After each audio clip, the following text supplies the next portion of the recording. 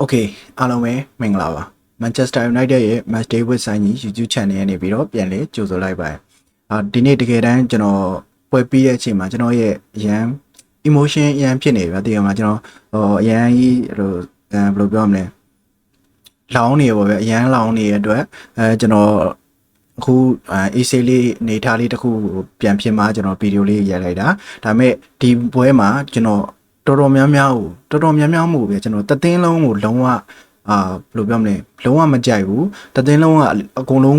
းပြောစရာကြီးပဲဗျာသိရမလားတကယ်ပြောရမယ်ဆိုရင်ကျွန်တော်တို့အပွေးမိုးကွန်ညာစပြီးတော့ကျွန်တော်တို့ဆိုကျွန်တော်တို့ပြောနေကြ Ruben Amorim အဆုံးပေါ့ဗျာပြီးတော့ Ugarte သိရမလားဘာမှကိုကျွန်တော်ဒီပွဲစဉ်မှာအဆင်ပြေခဲ့တာတခုမှမရှိဘူးပြီးတော့ကျွန်တော် Ruben Amorim နေနဲ့အုပ်ပြီးဒီformation ကိုမပြောင်းနိုင်ဘူးအဲ့ဒီကိုလက်ခံတယ်ဘာလို့ဆိုတော့ဒီ formation ကကျွန်တော် Amorim တယောက်တည်းစော့နေတဲ့ formation မဟုတ်ဘူး okay လက်ခံတယ်ဒါပေမဲ့သူ့ရဲ့စော့ကျင်တဲ့ play style နဲ့ situation ဒါကြီးကဘာကြီးလဲကျွန်တော်တို့ဝင်းဘတ်တွေကိုဘောလုံးရောက်တယ်တောင်မန်တွေကိုဘောလုံးရောက်တယ်ပြီးသွားပြီဘောလုံးကဘဲမှပြန်မရောက်ဘူးarea ဘောက်ထဲကိုမလာဘူးနောက်ကိုပြန်ရောက်တယ်ဒါမှမဟုတ်ပြတ်တယ်ဗျဒါပဲကျွန်တော်တို့ဝင်းဘတ်တွေကိုဘောလုံးရောက်ရင်ဘယ်သူကဘောလုံးကိုလာကုမှာဘယ်သူကဘောလုံးလာတောင်းမှာတော့ဒါလည်းကျွန်တော်တို့မှာအပြည့်မရှိဘူးခုချိန်ထိပြီးတော့ကျွန်တော်တို့high industry ဗျာသိရမလား high industry နဲ့ကစားတယ်လုံးဝဘယ်လိုပြောမလဲ present ပေါ့ဗျာ present ကောင်းနဲ့ကစားခြင်းတယ် okay ဟုတ်ပြီအဲ့ဆိုရင်ကျွန်တော်တို့ present ကောင်းနဲ့ကစားမယ့်အချိန်မှာကျွန်တော်တို့နဲ့ကစားမယ့်အတင် Brentford ကကျွန်တော်တို့ပွဲတိုင်းဒီပါလေကျွန်တော်အိမ်စာတကယ်တမ်း Brentford ရဲ့ပွဲတွေကိုကြည့်ပြီးတော့အိမ်စာလှုပ်လာမယ်ဆိုရင်ကျွန်တော်တို့ဒီမကွိုင်းရဒီလေးလူရှောဆိုတာကြီးတကယ်တမ်းဖြစ်ကုန်မဖြစ်တင်ဘူးဗျာဒီလားကျွန်တော်တို့ line နဲ့ထွက်လာကနေကျွန်တော်ပြောချင်တယ်ဒါပေမဲ့ကျွန်တော်မှလည်းမအားတဲ့ချက်လေးတွေရှိနေကြအောင်ကျွန်တော်မပြောလိုက်မိဘူးမပြောခဲ့ဘူးပေါ့ဗျာဒါပေမဲ့တကယ်အခုပွဲထဲမှာကျွန်တော်လုံးဝဗျာသိရမလားကျွန်တော်တို့ရဲ့ဒီလေးမကွိုင်းရလူရှောမှာ face နည်းနည်းရှိရလို့ပြောရပေမဲ့လူရှောရဲ့ defensive ကြီးကလည်းဒီအတိုင်းပဲတော်တော်ကြီးစုတ်ချနေတယ်ပြီးတော့ဒီလက်နဲ့မကွိုင်းရကကျွန်တော်တို့ဘလုံးမှာ face ကိုလုံးဝမရှိဘူးဗျာသိရမလား face လုံးဝမရှိရဲ့ player တွေကိုကျွန်တော်တို့သိရမလား Brentford ကလုံးဝtransition အရန်ကစားရဲ့အသင်းနဲ့တွေ့တဲ့အချိန်မှာထားပါတော့Amorim နည်းနဲ့တော့ဖြည့်ရှင်းချက်ထုတ်လိမ့်မယ်ကျွန်တော်တို့သူတို့ရဲ့ long ball တွေသူတို့ရဲ့ area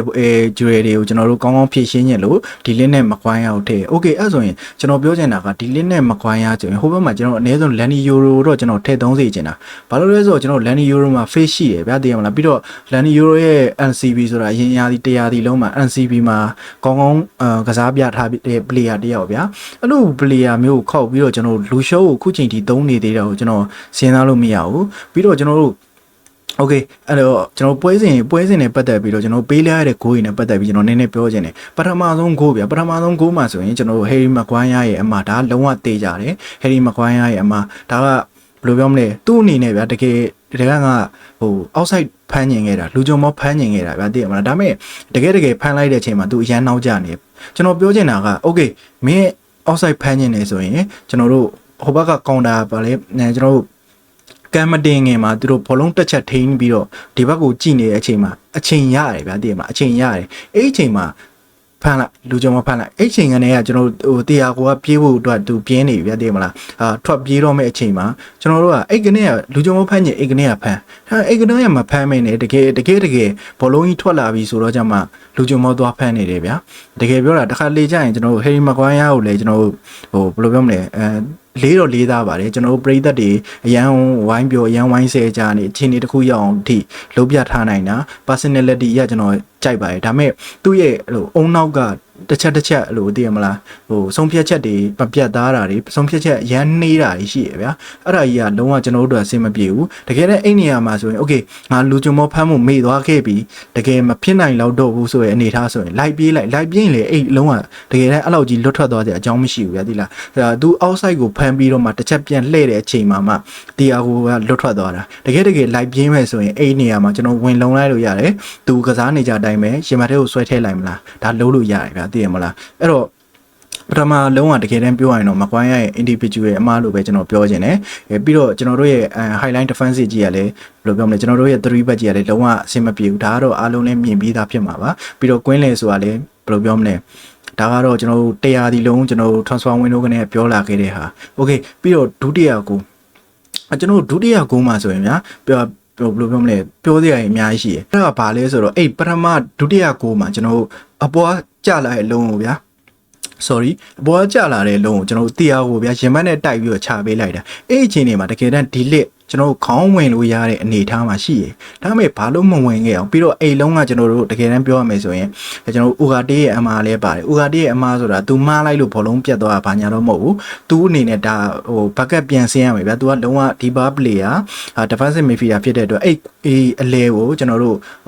off the ball movement တွေမှာကျွန်တော်တို့အလဲမှာ तू ရှိနေတဲ့နဲ့ तू ပြေးဝင်လာတဲ့နဲ့ဗျာဒါကကျွန်တော်တို့ရဲ့ဟို defensive structure ကြီးကရန်စင်မပြေတဲ့အနေထားပြီးတော့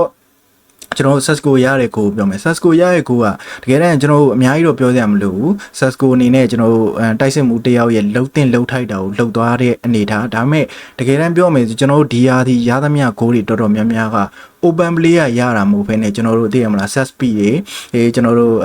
မဖြစ်နိုင်တဲ့အနေထားဖြစ်နိုင်ခြင်းနေတဲ့အနေထားတွေကနေကျွန်တော်ကိုးရခဲ့ဗျာတကယ်ကျွန်တော်တို့ဟို open play ကနေကိုးရတယ်ဆိုတာကျွန်တော်အခုချိန်ထိကောင်းကောင်းကန်းမမြင်ရသေးဘူးဗျာသိရမလားဟိုကစားကွက်နဲ့မြန်မာလိုပြောရရင်တော့ကျွန်တော်ကစားကွက်နဲ့ဂိုးသွင်းတဲ့ပုံစံကိုကျွန်တော်အခုချိန်ထိတစ်ခါမှကောင်းကောင်းကန်းမမြင်ရသေးဘူးဗျာအဲ့တော့ကျွန်တော် Amorim ရဲ့တိုက်စစ်ကစားတဲ့ system တိုက်စစ်ကစားတဲ့ play style ကဘာလဲဆိုတာကိုတော့ကျွန်တော်အခုချိန်ထိမိကုန်းထုတ်ရမယ်ပေါ့ပြီးတော့ကျွန်တော်နောက်ဆုံးကိုမှဆိုရင်ကျွန်တော် Kobe Mainoo ကိုဟိုကျွန်တော်အရင်ကြိုက်တဲ့ player ပါဒါပေမဲ့ကျွန်တော်အိမ်ထဲမှာ Kobe Mainoo ကိုကျွန်တော်အပြစ်တင်နေတယ်သူစီကပြတ်သွားတဲ့ဘောလုံးမှာကျွန်တော်တို့ဘယ်လိုပြောမလဲအဲ့ဒါကိုကျွန်တော်counter press လို့ပြောမှာဗျာ counter press သူတောက်လျှောက်လိုက်ပြီးတော့သိရမလား pressure လိုက်ပေးတင်ခဲ့တာဗျာသိရမလားလိုက်ပြေးခဲ့တင်တာသူတကယ်ကျွန်တော်တို့အဲ့အလုံးကိုကိုဗီမိန်နူးတာ intensity လုံးဝတောက်လျှောက်နဲ့ like ပြေးခဲ့မယ်ဆိုရင်ကျွန်တော်ဒီလိုတစ်ချက်ခောက်ပြီးတော့ကန်လောက်တဲ့ speed မရဘူးလို့ကျွန်တော်ထင်တယ်အဲ့သူပြန်လှည့်လိုက်တဲ့အချိန်မှာကိုဗီမိန်နူးတာတကယ်ပြေးလိုက်လာခဲ့မယ်ဆိုရင်သူပြန်လှည့်လိုက်တဲ့အချိန်မှာကျွန်တော်ကိုဗီမိန်နူးကနောက်မှရောက်နေခဲ့တင်ပြီဗျာအဲ့လိုအနေထားမျိုးမှာရှိတယ်ဒါကတော့ဘယ်လိုပြောမလဲကျွန်တော်ကိုဗီမိန်နူးရဲ့ defensive awareness ပေါ့ဗျာကျွန်တော် defensive mindset ကနည်းနည်းလေးလိုအပ်ချက်ရှိတယ်ဒါကတော့ကျွန်တော်တို့တင်မဟုတ်ဘူး Ruben Amorim နဲ့တည်ရတဲ့အတွက်ကျွန်တော် Casemiro Ugarte ကိုသူပို့ပြီးတော့အသုံးပြုနေတာပေါ့အဓိကတော့ကျွန်တော်တို့ကိုဗီမိန်နူးက Casemiro Ugarte ရဲ့အရန်မဟုတ်ဘူးသူ့ရဲ့အတွင်းမှာ Bruno ရဲ့အရန်လို့တွေးထားတာဗျာအဲ့တော့ဘယ်လိုပြောမလဲကိုဗီမိန်နူးရဲ့အနာဂတ်ကလည်းဟိုပြောစရာကြီးတစ်ခုဟို Ruben Amorim အနေနဲ့ပြောစရာကြီးတစ်ခုဖြတ်သွားတာပေါ့ဗျာတည်ရမလားကျွန်တော်တို့ပရိသတ်တွေကတော့ကိုဗီမိန်နူးကိုမိနစ်မပေးလို့အချိန်မပေးလို့ကျွန်တော်တို့ပရိသတ်တွေက complaint တက်ပေမဲ့ဟို Ruben Amorim ဘက်ကနေပြီးတော့မင်းတို့ကိုဗီမိန်နူးကဒီလိုရှိတယ်ဆိုတာကြီးကိုချပြလို့ရသွားတာပေါ့ဗျာအနည်းဆုံးတော့ဗျာကျွန်တော်အနေနဲ့ပြောချင်တာကိုဗီမိန်နူးအနေနဲ့ okayဟိုငါနေရာရကျင်တယ်ပြီးတော့ဒီ2026ကမ္ဘာဖလားမှာသူအင်္ဂလန်လူစင်းမှာသူပါကျင်တယ်ဗျာအဲ့တော့ကစားချိန်မိနစ်ပိုရကျင်တယ်ဆိုသူဒီတဲ့အများကြီးပိုစူးစမ်းတင်တယ်ဗျာသိရမလားပို့ပြီးတော့စူးစမ်းပြငါဘာကောင်လဲငါဘာလုံးနိုင်နေဆိုတော့ပို့ပြီးတော့စူးစမ်းပြစီချင်တာအဲ့တော့ကျွန်တော်တို့အသင်းမှာဒီပွဲစဉ်နဲ့ပတ်သက်ပြီးတော့ဟိုဘယ်လိုပြောမလဲအမားတွေအများကြီးပြီးတော့ Ruben Amorim အနေနဲ့ကျွန်တော်ပွဲထုတ်လာတဲ့လူစင်းကစားသူ့ရဲ့ play style သူ့ရဲ့ system ကစားမှားယွင်းနေတာတော့ဒါကတော့ဘယ်လိုပြောမလဲလူတိုင်းလည်းသိပြီးသားသူကိုယ်တိုင်ကလည်းသိသိပြီလို့ကျွန်တော်ထင်တယ်ကျွန်တော်တို့ပြောတာ formation ကိုချိန်ခိုင်းတာမဟုတ်သူ့ရဲ့ system သူ့ရဲ့ play style ကိုချိန်ခိုင်းတာကျွန်တော်တို့သူ့ရဲ့ win back တွေကလုံးဝအလုံးမဖြစ်ဘူးအဓိကကတော့ဗျာကျွန်တော်တို့သူကစားကျင်တာက win back တွေကိုအဓိကအားပြုပြီးကစားကျင်တဲ့အတွက်သူကစားကျင်တဲ့ play style မှာဒီ win back တွေက quality မမီဘူးဗျာပြောရရင်ဒါလို့ဒိုကူဆိုတာတကယ်တမ်း quality player တွေမဟုတ်ဘူးနှစ်ယောက်လုံးကကျွန်တော်တို့ဘလုံးမအဆင်မပြေတဲ့အနေထားမှာ okay ငါအခုလူလဲထပ်ဝင်လို့မရဘူးဗျာ transfer window ကလည်းပိတ်ထားရဲဆိုတော့လူလဲထပ်ဝင်လို့မရတော့ okay ငါဒီ system နဲ့ဒီပုံစံနဲ့ငါဘယ် system နဲ့ကစားရမယ်ဘယ်လိုကစားမလဲဆိုတော့သူအဖြေထုတ်တင်တယ်ဒီမဖြစ်နိုင်တဲ့အနေအထားကြီးကိုဒီဒိုကူတို့ကျွန်တော်တို့အာမတ်အခုတော့ဒါတော့ကစားပါဗျာအရင်တော့အာမတ်တို့ရဲ့ခေါင်းပေါ်မှာဒီ pressure ကြီးကိုတင်ပေးနေရတဲ့ဆိုင် okay မင်းတို့ငါဒီလိုကစားလို့အဆင်မပြေဘူးဆိုရင်နောက်ထပ်ဘယ်လိုနီးနဲ့ကစားလို့ရမလဲဆိုတဲ့ဟာကိုပို့ပြီးတော့ကျွန်တော်အနေနဲ့စဉ်းစားစီချင်တာပေါ့ဗျာအဲ့တော့ကျွန်တော်တို့အချိန်ကြီးကတော့အရင်ကြီးကောင်းတဲ့အနေထားမဟုတ်ဘူးနောက်ထပ်ဆန်နာလန်နဲ့လည်းကန်အောင်မယ်ဆန်နာလန်ဆိုတာလည်းဘယ်လိုအသင်းလဲကျွန်တော်ဒီရာသီတန်းတက်လာတဲ့အသင်းထဲမှာဆိုတော့အမှန်တိုင်းပြောရင်ကျွန်တော်ဘယ်လိုပြောမလဲအားအရဆုံးအသင်းလို့ပြောလို့ရတယ်ဆန်နာလန်အဲ့တော့အခုဆန်နာလန်နဲ့တွေ့ရတဲ့အနေထားမှာကျွန်တော်တို့အသင်းအချိန်ကြီးလာဆိုးသွားခဲ့မယ်ဆိုရင်ဒီကြားထဲက international break တစ်ခုမှာကျွန်တော် Ruben Amorim တို့ဟိုဘောပွဲကဆုံးဖြတ်ချက်တစ်ခုချသွားလိမ့်မယ်လို့တော့ကျွန်တော်ထင်တယ်။ Okay အဲ့တော့ကျွန်တော်နားထောင်ပေးခဲ့ကြတဲ့တယောက်ချင်းစီတိုင်းကိုကျေးဇူးအများကြီးတင်ပါတယ်။ကျွန်တော်ကတော့စိုင်းကြီးပါ။